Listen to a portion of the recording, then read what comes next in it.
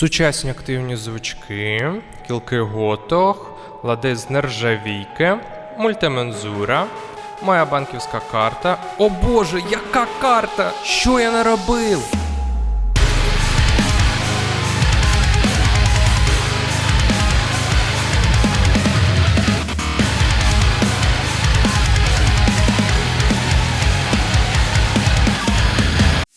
Привіт! Я той же. І сьогодні ми з вами поговоримо про... Jackson Pro Plus MDK HT7SO. Дякую. І я вам розкажу, чому я її продаю. Це Jackson серії Pro Plus 2023 року. Майже свіжачок. Зі звучками Fishman Fluence Modern. Корпус із липи, гриф із клену, венге клену. Скажу вам чесно, я взагалі не шарю в дереві. Тому, якщо ви шарите, будь ласка, напишіть в коментах, що ви думаєте про липу в корпусі. Можете також написати, яке ваше улюблене дерево і чому. Цю гітару я купив собі, надихнувшись гуртом Spirit Box. Їх гітарист Майк Стрінгер часто використовує Джексони та Фішмани в записах та виступах. Насправді я хотів іншу гітару. Ось цю. Але її просто півроку ніде не було в наявності, моє терпіння просто покинуло чат, і я купив цю руду. Вгадайте, через скільки та в наявності з'явилась? Тиждень! Але і слава Богу, що я її не купив, бо якби я купив свою бажану гітару, то я б ще сильніше розчарувався в тому, що вона мені не підійшла. О, спойлер, щось не так. Так, до цього ми ще дійдемо.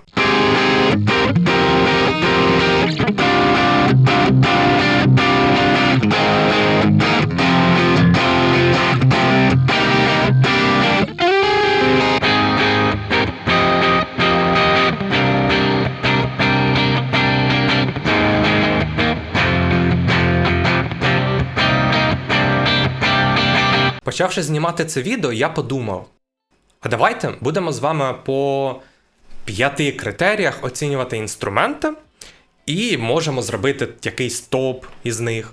Я пропоную оцінювати по зовнішньому вигляду, якості збірки, зручності гри, якості звуку, ну і давайте співвідношення ціни та якості, бо у нас обмежений ресурс і купляти все підряд ми не можемо. Тут цятки, тут крутілки, волюме і тон. Тут трьохпозиційний перемикач. Тон додатково перемикає войси фішманів, як кажуть самі фішмани, між активним і пасивним стилем звуку. Тож давайте оцінимо перший критерій – зовнішній вигляд. Мені дійсно подобається цей помаранчевий колір.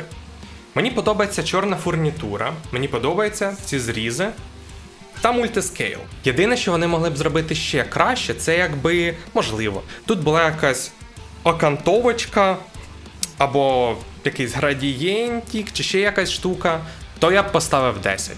А так, 9,5.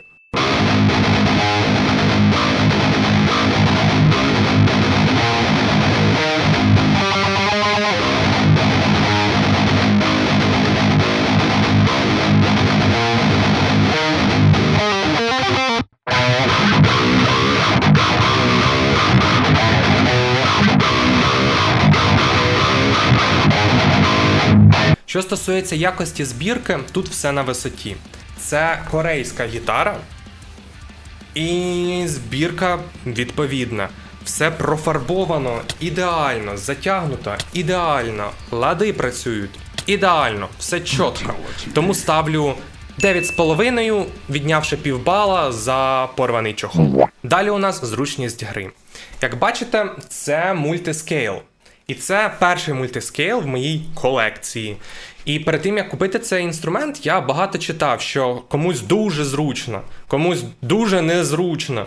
І я не був впевнений, чи зайде мені, чи ні. Але, можливо, через мої маленькі ручки, можливо, через інші якісь фактори, мені зручно. Я навіть не відчуваю різниці, коли беру інший інструмент рівний. Тому в цьому плані все окей. Що не окей? Коли я граю, я постійно зачіпаю цю крутілку звуку. Це 1. 2. Звучки дуже широкі. І коли ти граєш, досить легко їх зачепити медіатором. І також 24-й лад 7-ї струни. Я до нього практично не дістаю. Фанати Spiritbox зрозуміють мене, для чого мені 24-й лад 7-ї струни. Так от, до нього я не можу дістати, граючи той самий риф. Сумуючи все сказане, за зручність я б поставив цій гітарі 7. І ось ми підійшли до найцікавішого. Чому ж я продаю цю гітару? Звучки. Так, я знаю, що у фішманів гігантська фан-база.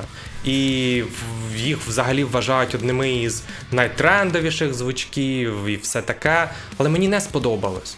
Я знаю, що гітаристи діляться на два типи: фанати активних звучків та фанати пасивних. І оскільки це моя перша гітара із активними звучками, я зрозумів, що я відношусь до фанатів пасивних звучків. Конкретно в цій гітарі при записі присутній такий середньоверховастий, неприємний призвук, який відчуваю і я, і звукачі, яким я надсилаю діайки. І я нічого не можу з цим зробити. В демо-треках в цьому відео ви чуєте чисту гітару, тобто я не використовував там ніяких додаткових еквалайзерів, щоб прибрати цей звук. Тому скажіть мені, будь ласка, ви також чуєте цей призвук? Чи у мене параноя? Із хороших моментів активні звучки – це завжди менше фонового шуму. Особливо в моєму випадку це супер актуально. Мені здається, що квартира, яку я знімаю, будувалася не із цегли, а із радіоприймачів. Бо коли я записую гітари, я просто постійно ловлю дабстеп радіо і кручусь як вареник в сметані, щоб не ловити цей шум. У випадку ж із активними звучками ця проблема значно менш актуальна.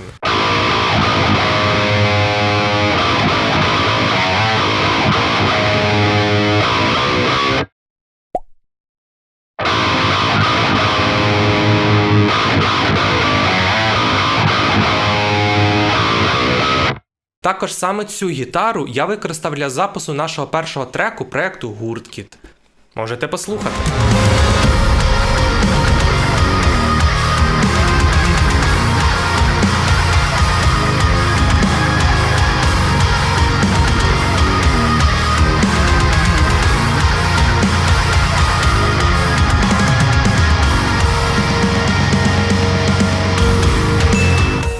Ціна і якість. Враховуючи, що приблизна ціна цього інструменту варіюється до $2000, то сумувавши все, що я про неї сказав, я поставив їй оцінку у 7,5 балів. Це досить гарна, сучасна гітара із класною начинкою та крутою збіркою, але не найзручнішими відчуттями при грі та суб'єктивно не найкращим, як на мене, звуком.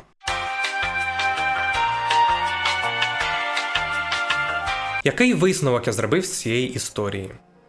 Шукайте себе, а не копіюйте. Усі ми творимо в різних умовах, і результат завжди буде різним. Навіть якщо ти даси десяткам різних художників однакові фарби та пензлики, картини завжди будуть різні. Але що найголовніше – унікальні. Тож, давайте шукати свою унікальність.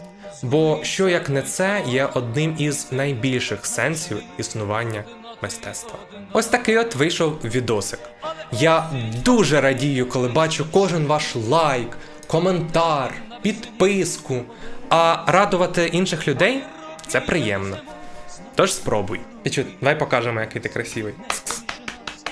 Давай. Він сказав ні. Особлива подяка ось цим людям за першу в історії мого каналу фінансову підтримку.